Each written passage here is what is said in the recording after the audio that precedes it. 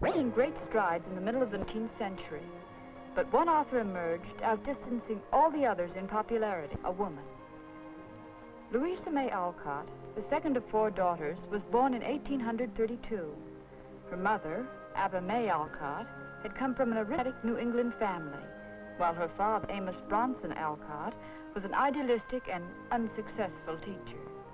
Always searching for a utopia, Bronson Alcott finally brought his family to an experiment in cooperative living. What's the matter? They don't want to play. They'd rather cry. That's not true, Papa. We're hungry. I should like your undivided attention for just a moment. It has always been my theory that children should have a voice in the decisions concerning them. So, the issue.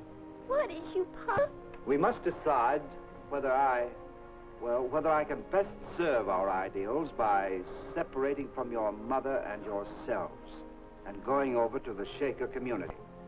Whether you and your mother should accept your Uncle Sam May's invitation and go to live in Lexington. We must decide this. We'll take care of you, Papa. I promise. I'll take care of us. Only don't go. Don't go, Papa. The Alcotts stayed together and moved to Concord. In their new home called Hillside, Louisa grew to young womanhood with Ralph Waldo Emerson and Henry David Thoreau as her unofficial teachers. When she was 15, Louisa opened a school in the Hillside barn, a barn that often saw use as a theater. Oh, very well accomplished, Lou. This old barn has had much joy these past years with the performances of the young Alcott troupe.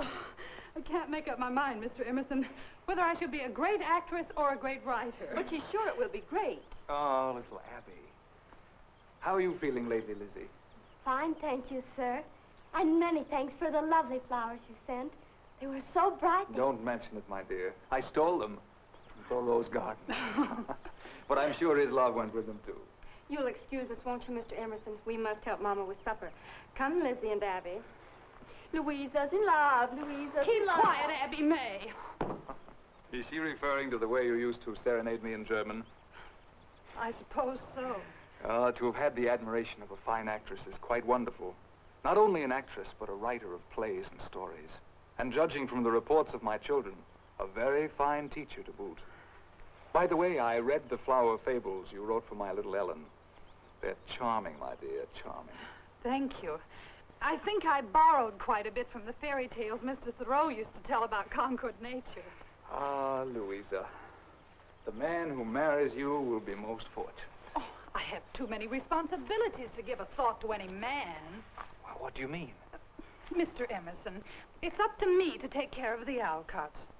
I know I'm always talking in the clouds about writing, about traveling, but unless I do these things, the Alcotts will always be poor and, well, pathetic. That's us, the pathetic family. Do you intend to change that all by yourself?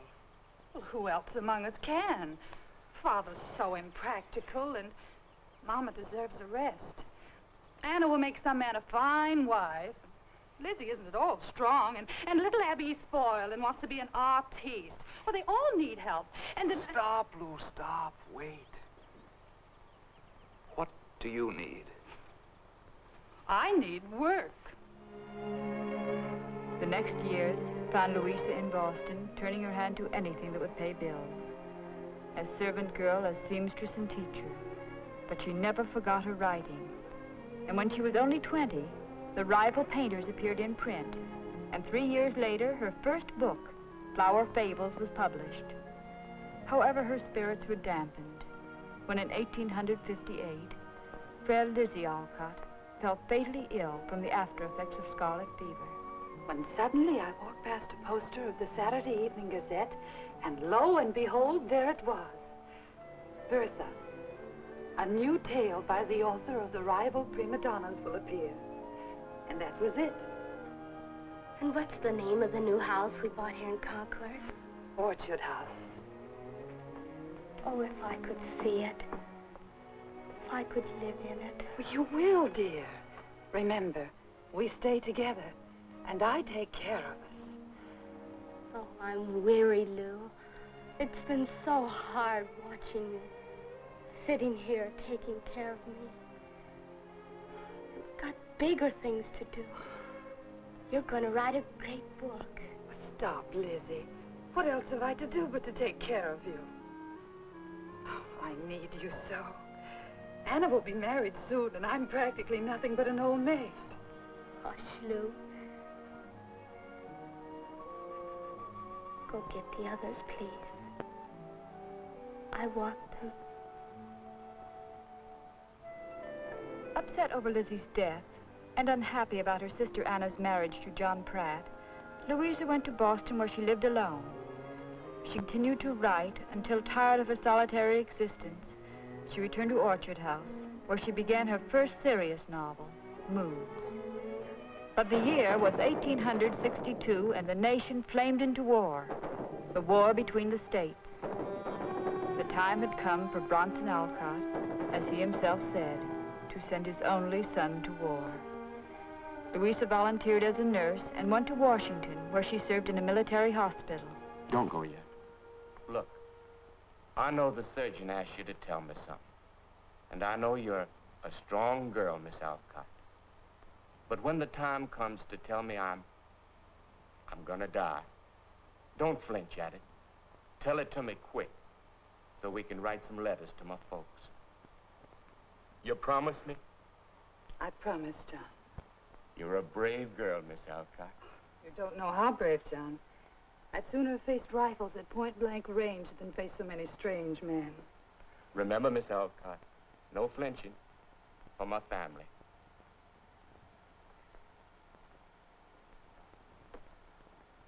How is Surrey, Louisa? Very brave. Yes, most of them are. You really should write about them. I do. Every week I send a letter home signed Nurse Periwinkle, telling all about men like John Surrey, and how all of Miss Nightingale's rules are broken in caring for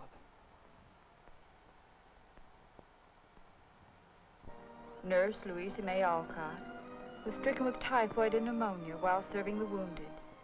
Her father brought her home to Orchard House, where she rewrote her Periwinkle letters into a book of hospital sketches. This was the turning point in her career. Moods was published, and adopting the pseudonym A.M. Barnard, Louisa continued to sell blood and thunder stories like Plots and Counterplots and A Marble Woman. Then suddenly, one of Louisa's dreams, the dream of travel, came true. As companion to an invalid, she sailed for Europe. There she met a Polish youth, Władysław Wisniewski, 12 years younger than herself.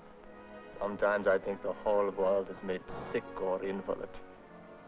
Just so people like you can try to make it well again. Those you cannot help, you do not care about. I'll be going home soon, to those who need my help the most. And I shall never see you again? We'll keep in touch. And someday I'll put you in a book. Kind, charming, sweet laddie. Would you wish there to be more? There, you see? Anything else would be absurd. Shall we go?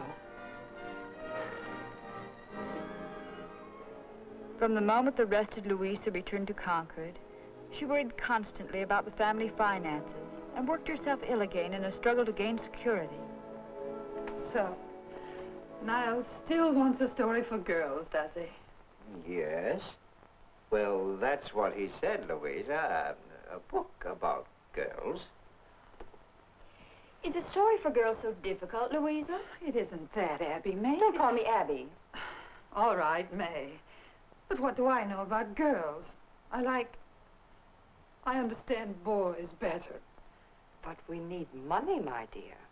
But what girls do I know? There happen to be 4 girls you know quite well, including their family, as well as you know yourself. Well, who are they, for goodness sake? You always used to call them pathetic. The pathetic family. Of course. Of course. Anna, Abby, Lizzie, and Lou. You're becoming brighter all the time, May. Well, let's hope we plan to do something about it. Well, Louisa, what answer for Thomas Niles? Tell him yes, Papa. He shall have his girl's book. A Pathetic Family. Oh, yes, indeed, Mr. Niles. You really mean that? How can you doubt me, Mr. Niles? I consider it a great honor to be one of the first to read this book. It's beautiful beyond description. Thank goodness I didn't depend on my own hard-bitten bachelor's judgment. You're the 10th young lady I've shown this book to. Each one is more breathless in her praise than the last. What do you like about it? Oh, I don't know. The March family seems so real. Particularly Joe and Meg and Amy. Oh, and that dear, dear Beth and Marmee. And I fell in love with Laurie myself. He's charming. You talk as if they're real people. Oh, they are. My last question. Would you buy it? I'd get a copy for each of my friends. That settles it. You'll excuse me, I want to... Mr. Niles, what does Miss Alcott call it? At first, something about pathetic family. But at her last word, she used the title, Little Women. Oh, that's nice. Little Women. Copies of Little Women sped across the country on the first transcontinental trains, and the characters of Joe, Meg, Beth, and Amy, portraits of the 4 Alcott girls, and the character of Laurie, whose charm could only have been that of the Polish laddie, were born to survive. Here it is, Louisa. I think this explains better than I could what Little Women has done to people. I quote from Little Women, of course. There's truth in it, Joe. That's the secret. Humor and pathos make it alive. And you have found your style at last. Amen to that, Thomas. Oh, Louisa has found herself. Yes, and the new work promises to bring a fortune to my firm as well as yourself, Louisa. What are your plans? I intend to sail for Europe, Thomas, with May. I want her to have an opportunity to become a fine artist. Now that Orchard House has a furnace, May can have her culture and her career. I only wish that Louisa could have her help. Yes, Louisa. What's this I've been hearing about all these doctors? An author must have some extravagance. Mine is illness. Oh, well, Louisa works too hard, Thomas. Europe will be good for me. And with May on her way, that will be good, too.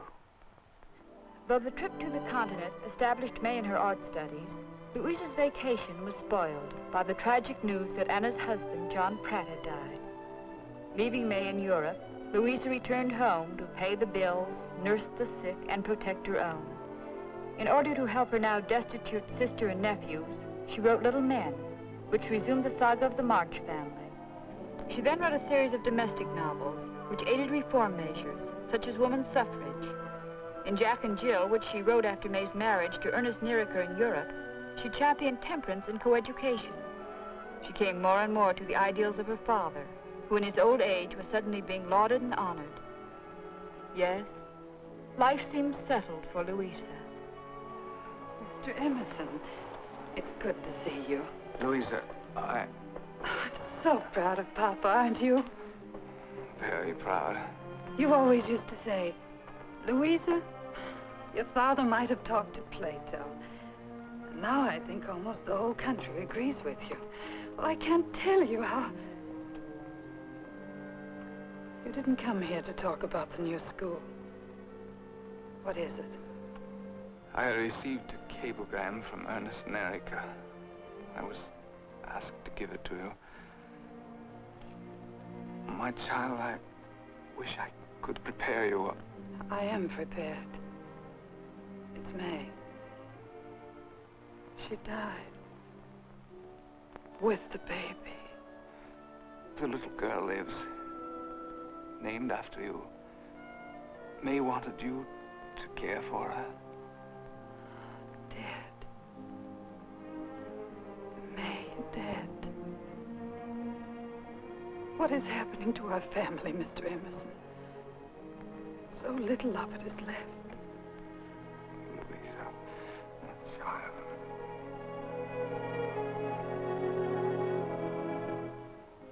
That the end of Joe's boys, Annie Wee? That's right, Lulu. And with Joe's boys, the curtain falls forever on the March family. The last of the sequels. I like Lulu's library better. That's because you're vain like your mother. Auntie Wee, how is Grandpa feeling? Not very well, dear. Not since Mr. Emerson died. Auntie Wee, how are you feeling? Not very well, dear. Auntie Wee, what would happen if you weren't around to take care of me? Why, then it would be your turn. My turn? After all, what's your name? Louisa May. And we Louisa Mays can take care of ourselves, right? Right. Annie Wee, why did you write such funny stories? Funny? You know what I mean. Jolly. Well, Lulu, I've had lots of troubles in my time, so I wrote jolly tales. Besides, little girls like you prefer a happy story. I know, because I was a little girl once myself. Louisa May Alcott died at the age of 55. When she died, she did not know that her father had gone just before her. She had taken care of him and the rest of her family as long as they needed her, and perhaps that was all she had ever wanted.